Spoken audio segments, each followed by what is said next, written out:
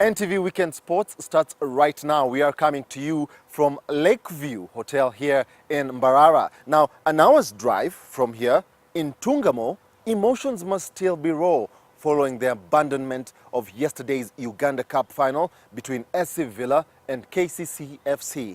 My colleague Robert Madoi was at Kyamate grounds from where he witnessed the writing of another ugly chapter in Ugandan club football. It was dramatic, a cup final as it would get, except this time it wasn't because of what the players were or weren't doing. It was because of what this man, Robert Doney, did. A polarizing figure on the Ugandan club football scene this season. Doney had gotten KCC FC raising red flags even before the ball was kicked. We met in the pre-match meeting this morning with football officials and we formally complained about the referee of the day. But we are told he wasn't going to officiate this match, but all of us have been surprised to find him on the pitch.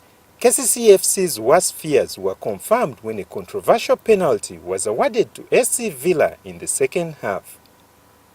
Saka Mpima was tenacious in the tackle, but his challenge looked clean. Doney was having none of it though. Not even his assistant could change his mind. There were emotional scenes from KCC FC faithful when they realized that their dream of a 9th cup title was slipping by.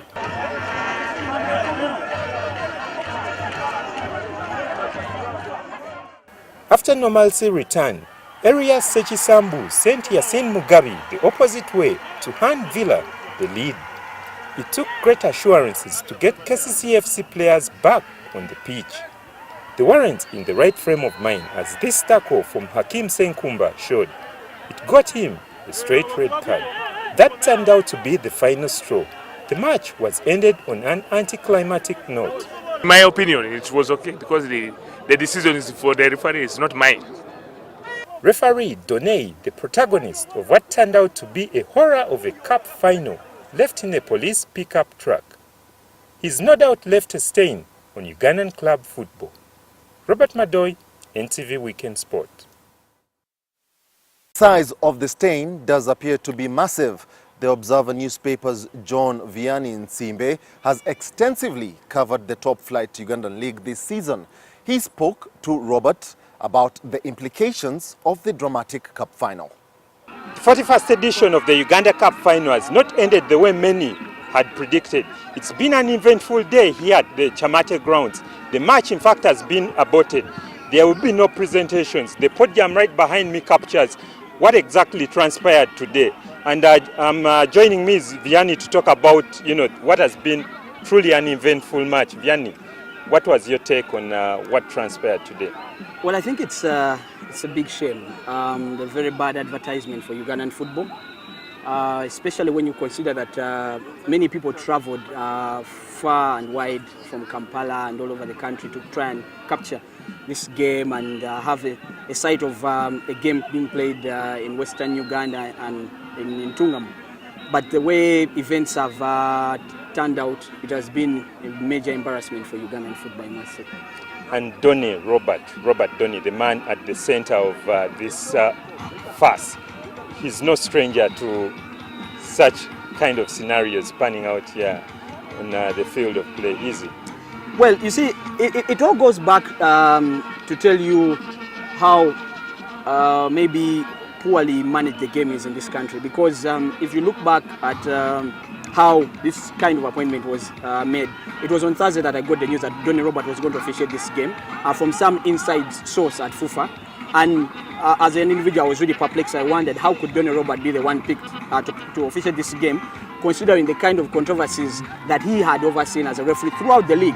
He had been arguably Uganda's worst referee, I must say. If you look back at the games he handled this season, so many of them having so many stoppages because of fans attempting to riot because of his poor decision making, and he's not a FIFA referee. So then it so happens that come Friday, FIFA is dilly-dallying even on making the pronouncement on who's going to officiate the game, and they come out with information that's going to be Brian Nsubuga officiating.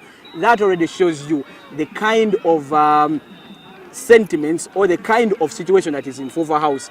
Now, hours after the final aborted, FUFA held a high-level crisis meeting.